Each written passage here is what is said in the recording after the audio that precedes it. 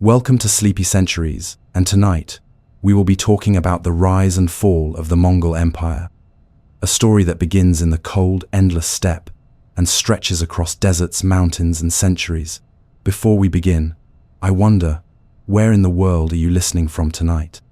Whether you're drifting off in a quiet city apartment or lying beneath a countryside sky, let the story carry you away, far from the modern world, back to an age of horses, banners, and the whisper of wind across the grasslands.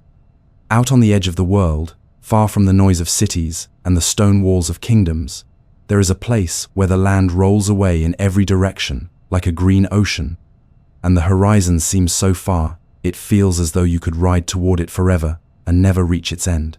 The air there is sharp and clean, the sky a vast dome of deep blue by day and endless stars by night. This is the steppe, a land both beautiful and harsh, where the wind speaks in whispers and roars, carrying with it the scent of grass, of horses, of distant rain. In this world, there are no boundaries drawn on maps, no roads or walls, only the open plain that stretches beyond sight, and the people who call it homenomads, moving with the seasons, their lives bound to the rhythm of the earth and the needs of their herds.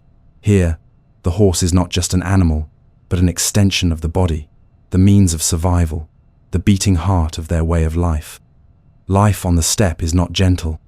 Winters arrive like a curtain of steel, sweeping in with blizzards that can bury the land in silence for weeks, and summers can scorch the plains until the grass turns brittle and gold. The people who survive here know how to read the smallest signs in the world around them, the direction of the wind, the tilt of the clouds, the movement of animals miles away.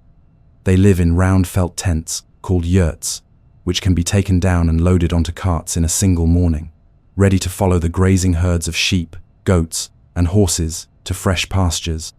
Everything they own can be carried, for nothing here stays in one place for long.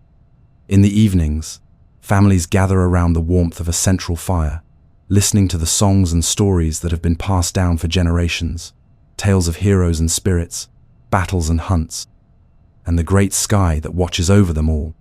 It is in this wide, wild world that a child is born in the year 1162, somewhere near the banks of the Onon River, into the Borjigin clan. His name is Temujin, though no one beyond his family knows it yet, and even his family cannot guess the life that lies ahead for him. For now, he is only a boy in a felt cradle, listening to the breath of the wind against the walls of the yurt. Outside, horses shift and snort in the dark, their hooves muffled in the grass, and above them, the moon slides across a sky so bright with stars that it feels as though the whole universe could lean down and listen.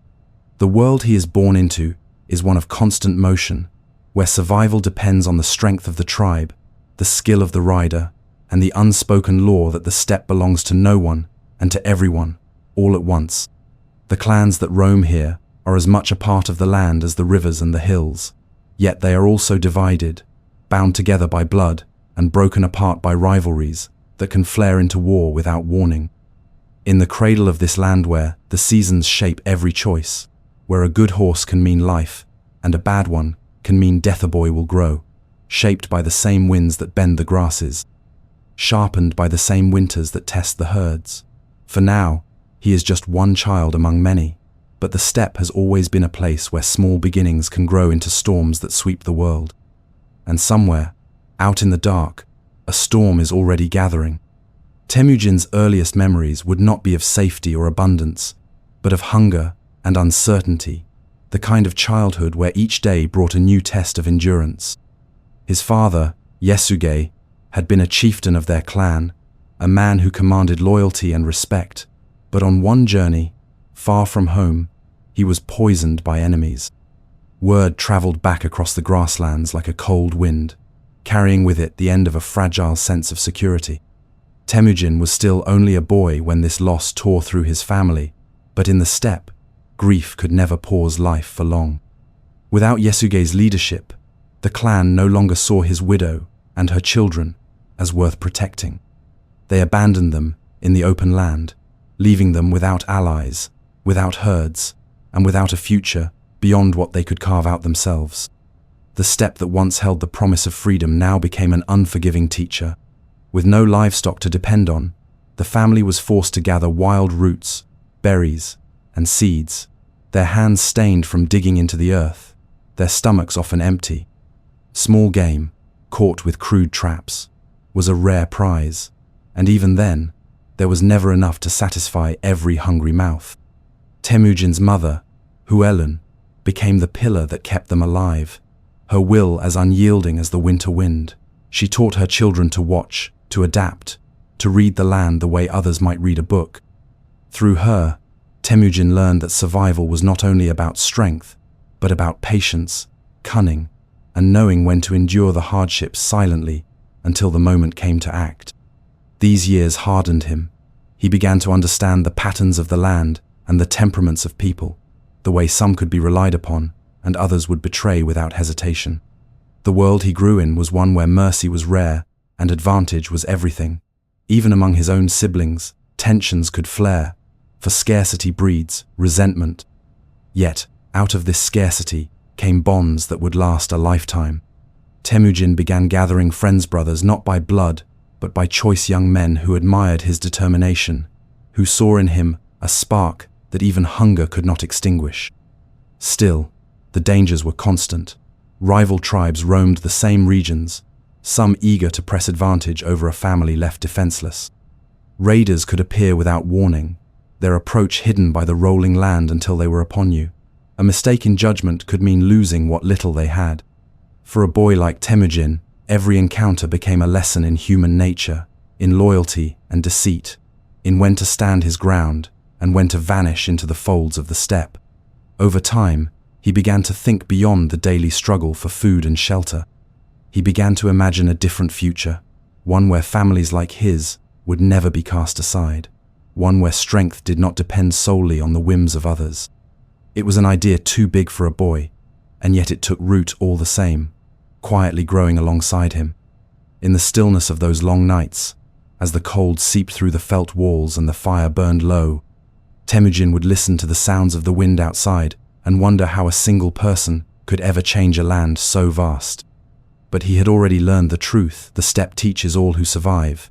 Its storms are born from small winds, and even the greatest rivers begin as a single drop. His own storm, though he could not yet see its shape, had already begun to stir. The world Temujin grew into was one of endless feuds and shifting allegiances, where no tribe could hold power for long without constant vigilance. The Mongol clans shared a language and a way of life, but unity was a fragile and fleeting thing, easily shattered by jealousy, ambition, and revenge. Leaders rose and fell with the seasons, and alliances, sealed by oaths one day, could be broken by treachery the next. To dream of bringing all these scattered tribes under one banner was to dream of taming the wind itself, yet Temujin carried that dream with him, forged from the bitter years of abandonment and survival. He knew what it meant to be left without protection, and he had seen the waste of lives and strength in these endless rivalries. If the tribes could be bound together, their combined might could eclipse the greatest empires beyond the steppe. Temujin's rise was not sudden. It was built, step by deliberate step, on the foundation of loyalty, trust, and the careful balancing of fear and respect.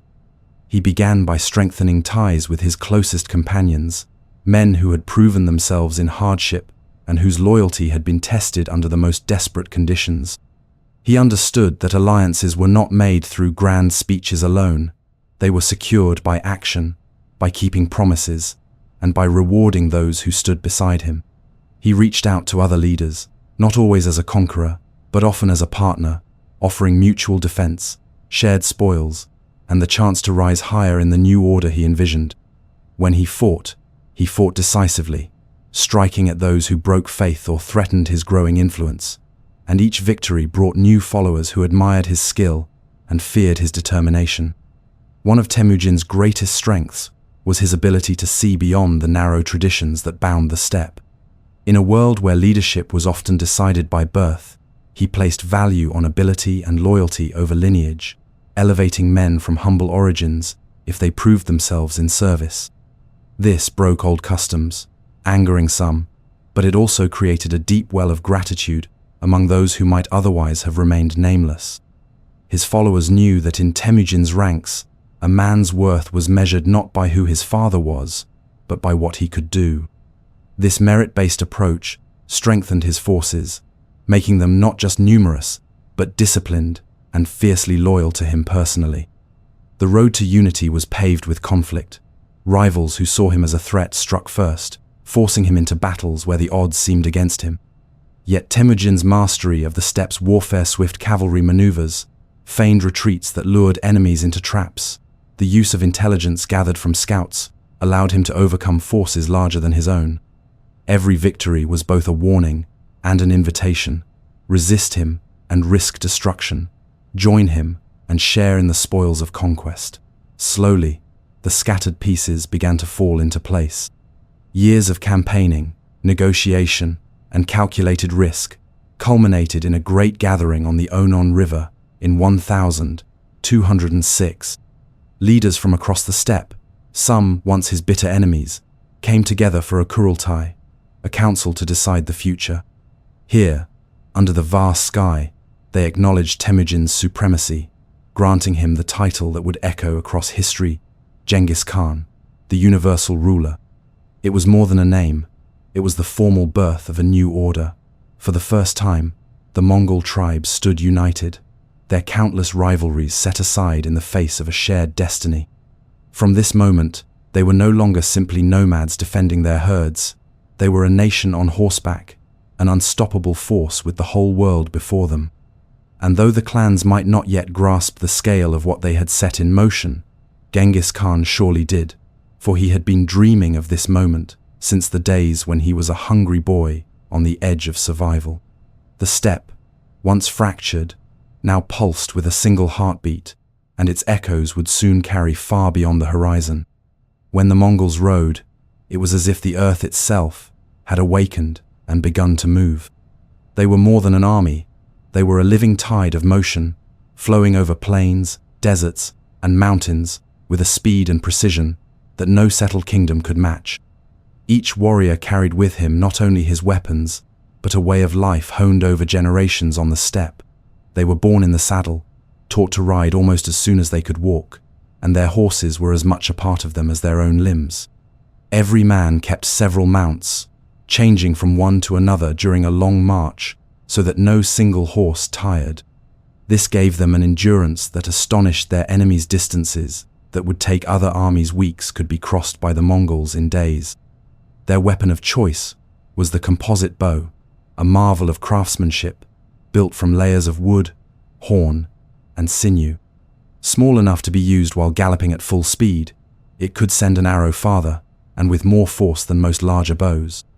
From horseback, a Mongol could loose a deadly shot while riding at a full sprint, turning in the saddle to shoot behind him without breaking stride. They fought in disciplined units, organized by tens, hundreds, and thousands, each man knowing his place and his duty. Communication was swift and silent, often relying on hand signals or flags, and their movements could seem almost like a dancer disappearing over the horizon, only to reappear at the enemy's flank or rear. One of their most feared tactics was the feigned retreat. In the heat of battle, a Mongol force would suddenly break and flee, drawing the enemy into a headlong chase. Believing victory was at hand, the pursuing army would stretch out and lose formation, only to be surrounded and crushed when the Mongols wheeled around in perfect unison. Such maneuvers required trust, training, and absolute obedience to command, and the Mongols excelled at them. Their enemies were often left bewildered, wondering how a battle that seemed won could turn so swiftly into utter defeat. But speed and skill were not their only weapons. Genghis Khan understood the power of fear, and he wielded it deliberately. Cities that resisted were met with overwhelming force, their destruction serving as a warning to others. Word traveled quickly along trade routes, and across borders those who surrendered without resistance were often spared and absorbed into the growing empire, while those who defied the Mongols risked annihilation. This ruthless reputation often made sieges unnecessary, for entire towns would open their gates rather than face the storm. Despite their nomadic origins, the Mongols adapted quickly to new challenges, When they encountered walled cities and fortresses, they learned siege warfare from captured engineers, employing catapults, battering rams, and even early forms of gunpowder weapons. Their armies became a fusion of steppe cavalry and the specialized skills of conquered peoples, able to fight on any terrain, in any season. This adaptability was one of the keys to their success. They were never bound by tradition when a better method could be learned. From the frozen rivers of the north to the scorching deserts of the south, the Mongols rode under the vast expanse of what they called the eternal blue sky, believing themselves to be favored by its divine will. They carried their laws, their language, and their way of life with them, yet they were not conquerors who simply destroyed and moved on. Wherever they went, they established systems to keep the roads safe, to carry messages swiftly, and to keep the great machine of their growing empire in motion. The beating hooves of their horses were not only the sound of war, they were the sound of a new order rising, one that would carry the name of the Mongols farther than any rider could see from the highest hill on the steppe. For centuries, the Silk Road had been the lifeline between the great civilizations of East and West, a web of routes carrying not only silk and spices, but knowledge, faith, and invention. Along its path lay the Khwarezm Empire, a realm of bustling markets, fortified cities, and caravanserais, where merchants from distant lands could rest and trade their goods. It was a place of wealth and opportunity, and to Genghis Khan, it was a land worth approaching not with the sword, but with the hand of peace. In his vision of a vast empire connected by secure trade, Khwarezm could have been a partner, its merchants crossing Mongol-protected roads, its wealth flowing alongside his own ambitions. So he sent envoys bearing gifts, fine goods from the east, and words of friendship meant to open a path for commerce between their peoples. But diplomacy is as fragile as glass, and once shattered, it cannot easily be made whole. The Shah of Khwarezm, suspicious of the Mongols, and perhaps unwilling to treat with a ruler he still saw as a barbarian from the steppe, made a choice that would seal his empire's fate. One of the Mongol trade caravans was seized in the city of Otrar, its goods confiscated, its merchants accused of spying. Worse still, when Genghis Khan sent an ambassador to demand justice, the Shah had him killed, an act that in the customs of the steppe was an unforgivable insult. The message was clear: there would be no peace, no trade, no friendship. The response that followed was not simply an act of revenge, it was the calculated unleashing of a force meant to make the whole world take notice. In 1219, the Mongols rode west in numbers the Khwarezm Empire could scarcely imagine. They did not come as traders now, but as a storm. Moving with their unmatched speed and discipline, they swept across the borderlands, breaking the Shah's armies before they could fully gather. City after city fell: Bukhara, Samarkand, Urgenchich, a jewel of commerce and culture, each left in ruin. In Bukhara, it is said Genghis Khan addressed the people directly, declaring that he was the punishment of heaven for their rulers' sins. Whether the words are legend or truth, the destruction that followed became the stuff of fearful whispers far beyond the region. The Mongols were thorough in their conquest. They did not simply win battles, they dismantled the ability of the enemy to recover. Skilled craftsmen, scholars, and useful workers were taken and relocated deeper into Mongol territory, their talents absorbed into the growing empire. The unskilled who resisted were often killed, both as retribution and as a warning to others. The Shah himself fled westward, never able to rally his forces again, dying in exile while the empire he had ruled was erased from the map. In the wake of the Mongol invasion, the Silk Road through these lands was transformed. Under Mongol control, the great trading route would be secured as never before, its caravans able to travel from China to the Mediterranean with unprecedented safety. But the memory of how Khwarezm had fallen lingered, a reminder that while Genghis Khan welcomed trade and alliance, his hand could close into a fist with terrifying speed. Those who would deal with the Mongols would remember the fate of the Shah, and they would think twice before breaking faith. The road to peace, in the Mongol world, was always open, but it ran alongside the road to conquest, and one wrong turn could change the traveler's journey forever. By the time the dust of Khwarezm's fall had settled, The Mongol Empire was no longer a force whispered about only in the markets of Central Asia. It was a presence felt across continents. From the edges of Eastern Europe to the mountains of Korea, from the burning sands of Persia to the forests of Siberia, their reach seemed limitless. The world was, for the first time, bound together not by fragile treaties or merchant ventures, but by the unbroken chain of roads, riders, and laws the Mongols had woven across their conquered lands. The Silk Road, once a perilous gamble for merchants, now lay under the protection of mounted patrols and the authority of Genghis Khan's word.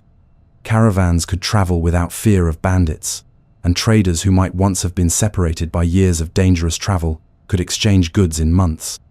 The Mongols created a system that seemed almost impossible in its scale, a network of relay stations, each stocked with fresh horses, stretched across thousands of miles, allowing messages to move faster than they ever had before. A courier could leave the heart of Mongolia and reach distant provinces with news or orders at a pace that stunned even the most advanced kingdoms of the age. This system was not just a tool of governance, it was the lifeline of the empire, keeping its farthest edges connected to the center, allowing armies to be summoned, trade to be directed, and information to flow with a speed that made the Mongols seem omnipresent. Their empire was not merely a war machine, it was a living, breathing network of peoples, cultures, and ideas. Conquered regions kept much of their own local governance, but all bent to the laws of the Great Khan.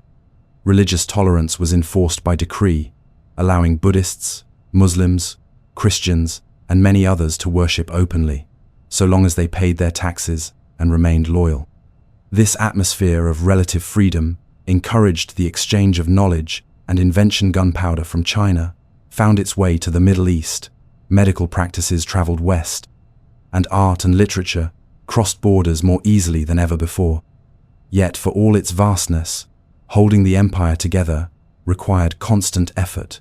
The Mongols were masters of movement, but even their speed could not always overcome the sheer size of the lands they ruled.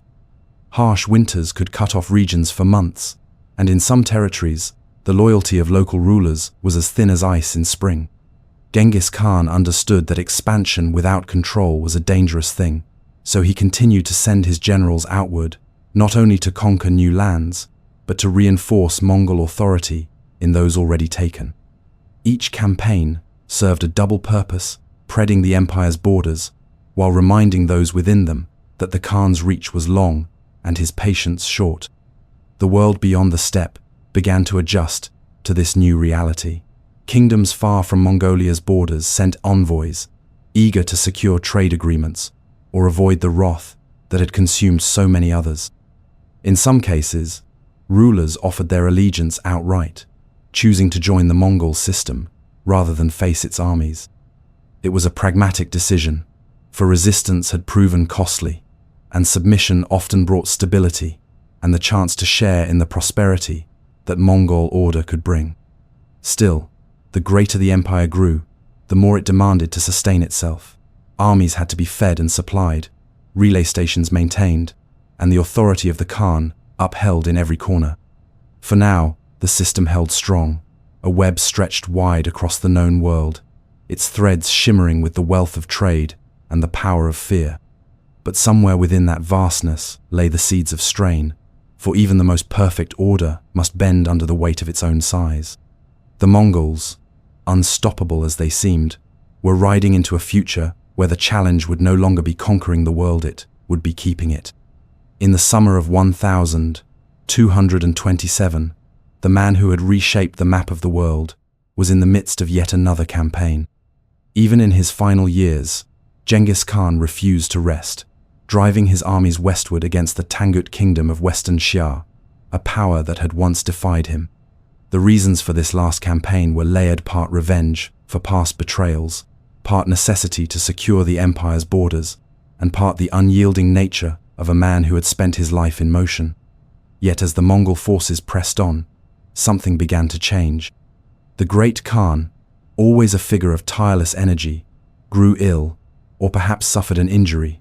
The truth is lost in the shifting sands of history. Some say he fell from his horse during a hunt, others that he was struck by an enemy arrow.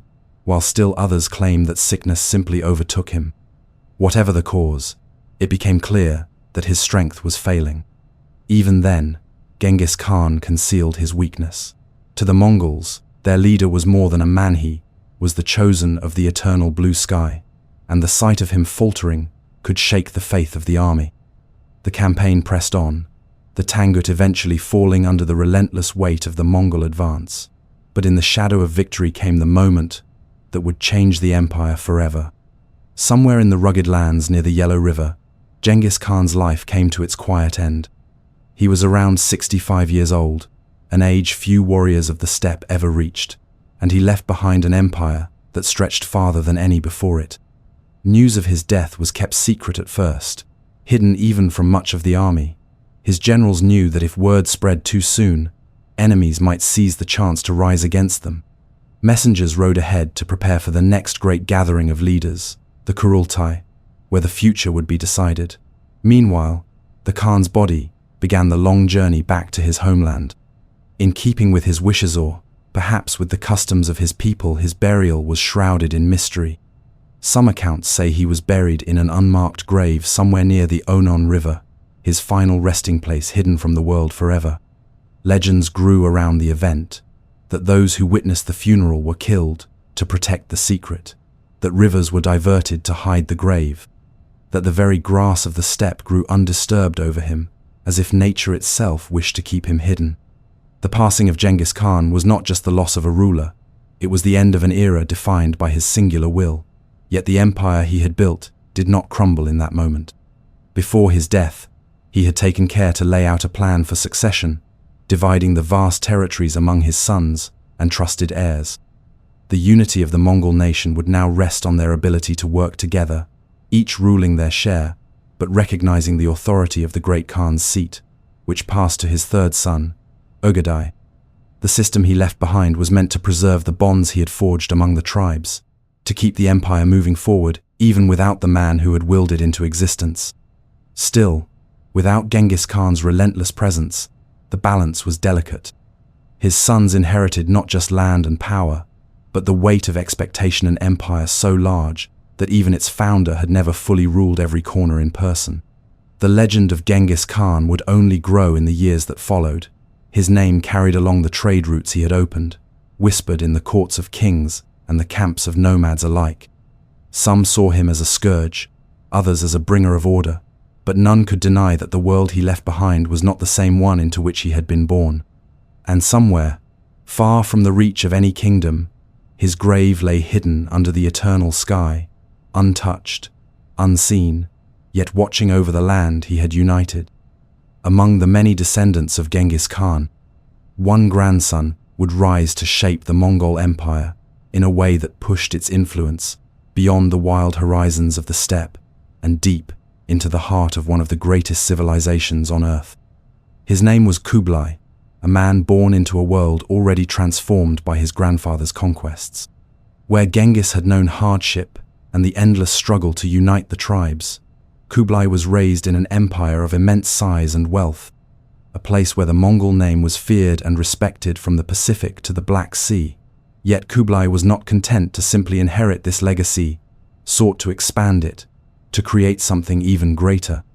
His gaze turned south, toward China, a land of immense riches, ancient dynasties, and deep traditions. At the time, much of China was under the rule of the Song dynasty in the south, while the north was held by the Mongols and their allies.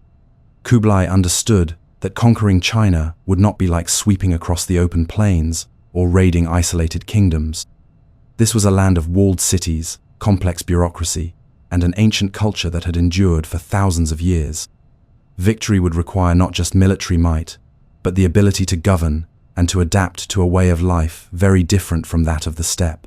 For years, Kublai waged war against the Song, directing vast armies that combined the speed and ferocity of Mongol cavalry with the siege engines and naval fleets necessary to breach the heartlands of the south. Battles were fought on rivers, across mountains, and before towering walls. Slowly, city by city, the Song defenses crumbled, until at last, in 1279, the dynasty fell, and China was his. Rather than ruling from the saddle as his grandfather had, Kublai embraced the role of emperor in the Chinese tradition. He declared the founding of the Yuan dynasty, establishing his capital in what is now Beijing. There, he blended the Mongol and Chinese worlds into a single court, drawing on the talents of scholars, engineers, and administrators from across his vast realm. He wore the robes of a Chinese ruler, presided over elaborate rituals, and oversaw the building of magnificent palaces, yet he never forgot his roots. The steppe was still part of him, and the horse, the bow, and the open sky remained symbols of the power that had brought him here. Under Kublai, the empire became more than a military machine. It became a center of trade, diplomacy, and cultural exchange on a scale the world had never seen. Merchants from the Middle East, India, and Europe traveled along the revitalized Silk Road, carrying not only goods, but stories of the wonders they had seen. It was during his reign that the Venetian merchant Marco Polo arrived, journeying across Asia to reach Kublai's court.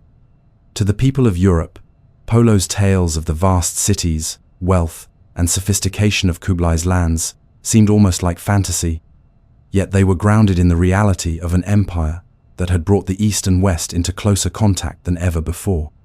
Still, Kublai's reign was not without its challenges.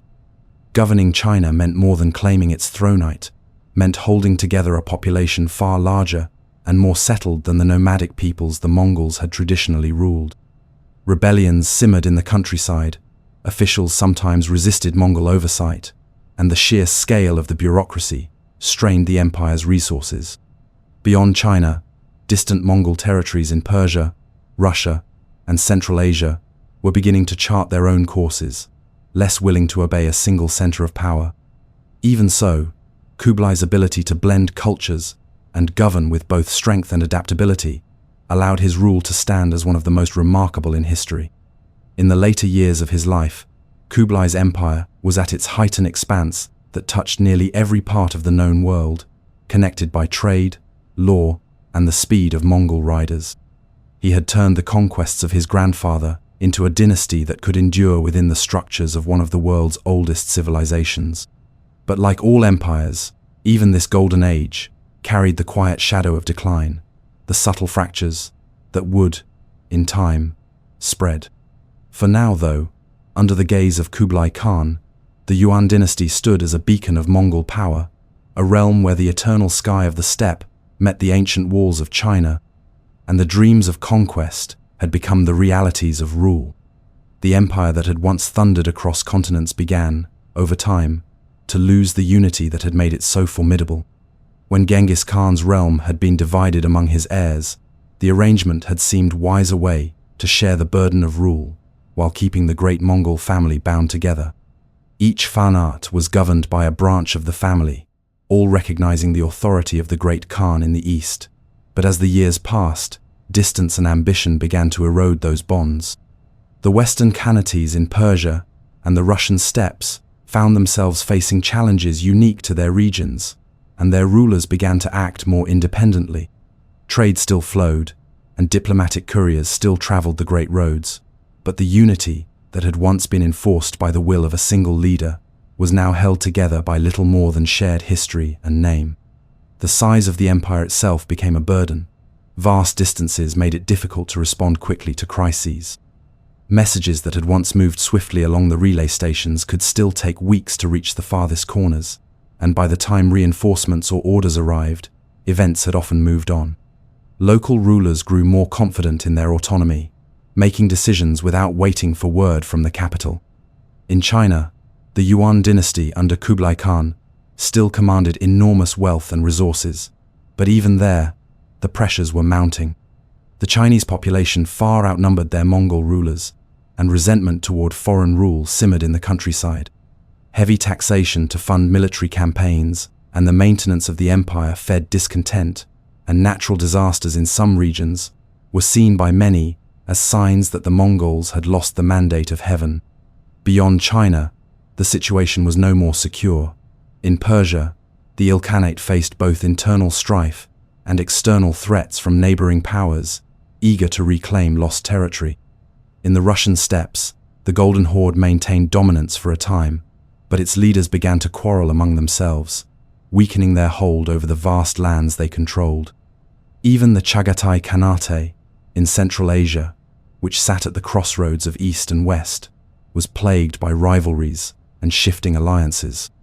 Each Khanate still bore the symbols of Mongol rule, but the great vision of a single empire bound under one supreme authority was fading.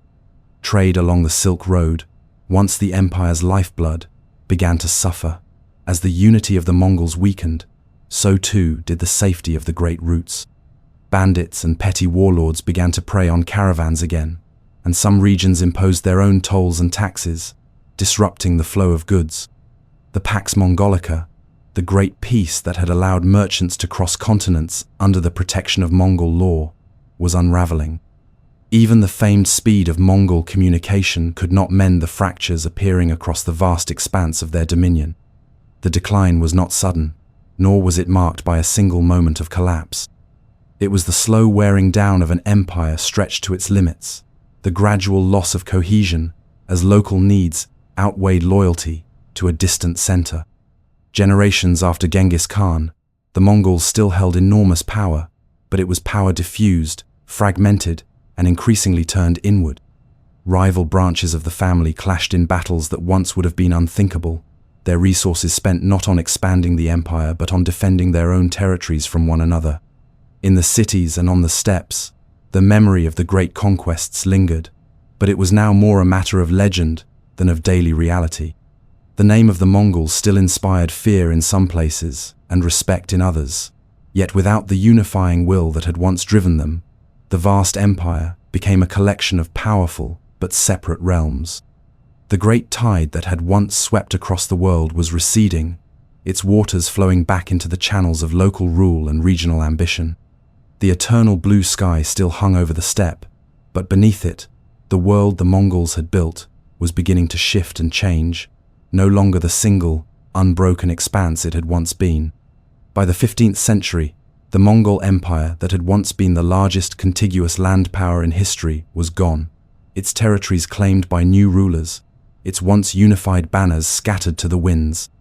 The vast roads that had carried riders from one end of the known world to the other now lay in varying states of decay, some reclaimed by grass and sand, others maintained only by local powers who had little interest in connecting the world beyond their borders.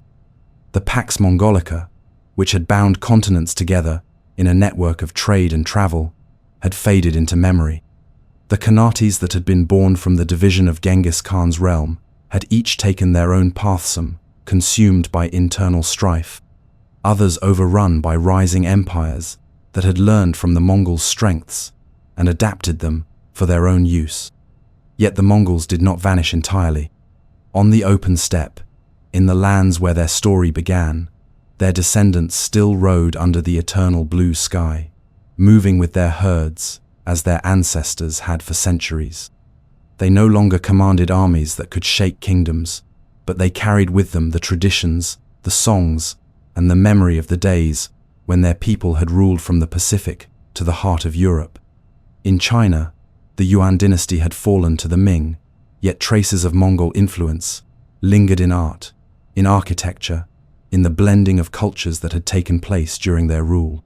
In Russia, the long shadow of the Golden Horde remained in the political systems and military strategies of emerging states. Along the Silk Road, the patterns of trade that the Mongols had once safeguarded continued to shape the movement of goods and ideas, even as the routes themselves were altered by shifting powers. The Mongol legacy was more than the sum of their conquests. They had reshaped the way the world was connected, making it possible for ideas, technologies, and beliefs to move with a speed and reach that had never before been possible. Gunpowder, paper currency, printing techniques, and new medical knowledge all traveled across the empire's arteries, leaving their mark on distant civilizations. Even centuries later, the echoes of these exchanges could be found in the rise of global trade, in the mingling of cultures, and in the stories that traveled far beyond their point of origin. The Mongols had been feared as destroyers, yet they had also been builders of roads, of systems, of a vision that the world could be linked together under a single order. Still, for all their achievements, the memory of their power has always carried the edge of myth. The tales of entire cities leveled, of armies vanishing before their cavalry, of rulers bending the knee or facing destruction, have grown with each retelling. The line between history and legend has blurred, and in that space, the Mongols have become more than a people. They have become a symbol of unstoppable force, of the heights and limits of human ambition.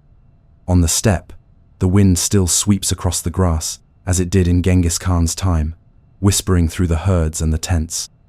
And perhaps, on some nights when the stars blaze bright and the land lies silent, it is possible to imagine the distant thunder of hooves, the ripple of banners in the wind, and the vision of a world united beneath the endless sky.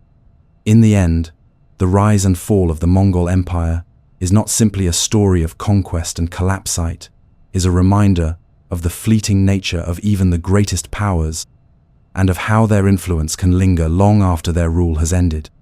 The empire itself may be gone, but its echoes still move quietly through the world, carried in traditions, in languages, and in the invisible lines of connection it helped to draw between distant peoples. The steppe, vast and eternal, remains as it always has, unchanging in its beauty, patient in its silence, waiting for the next storm to rise.